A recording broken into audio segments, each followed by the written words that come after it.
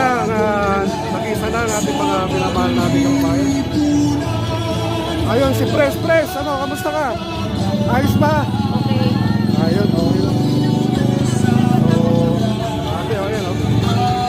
So, ito yung parada ng ating super marathon mundo. Ayan, so sir, kamusta sir?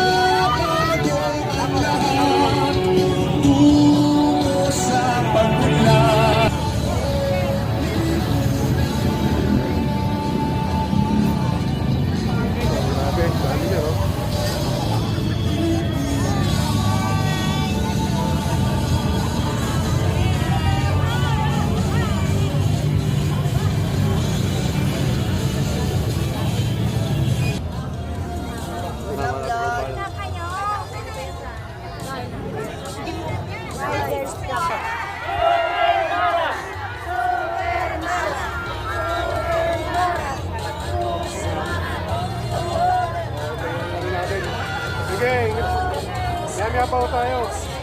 Matinding na support.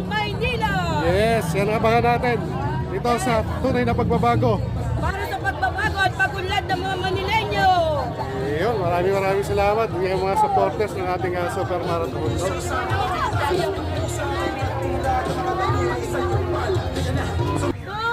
Mara!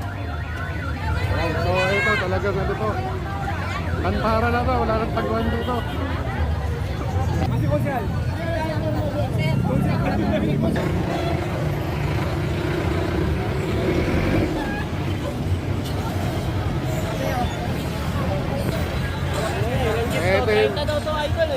Trend ang jeep ko, ayan o. Makiisa na sila, grabe o. Ibig sabihin, yung mga chopper, yung mga driver dito sa Maynila, suportado lang si Mamara. Oo, yan, mga tikman talaga yan.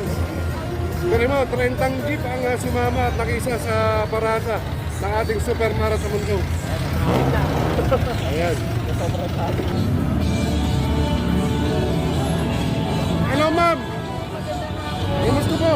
Ano po mga sabi niya? Napakainit po ng pagtanggap. Siyempre masaya ako dahil ibig sabihin ito tanggap ng Manileño na kailangan may bagong maglilingkod para sa Manila.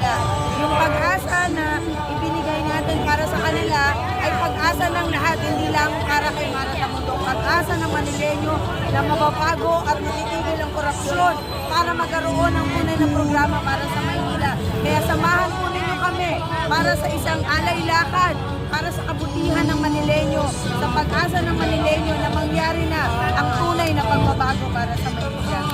Ayan, maraming salamat po ako. Okay. Sobra, grabe. Namula na yung lansangan natin. Ito po yung unang alaylakad ng ating minamahal na Super Marathon Mundo, ang mayora natin sa Maynila ngayon 2025. Kasama po ang Super Team Marathon Mundo at ganoon din po ang mga kanyang mga konsehal, mga minamahal nating kababayan.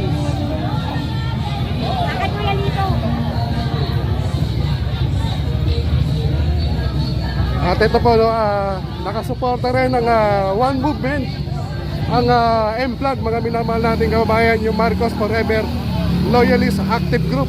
So napakadami yan. At ang mga Marcos Loyalist nagkaisa na para sa tunay na pagbabago ng Maynila.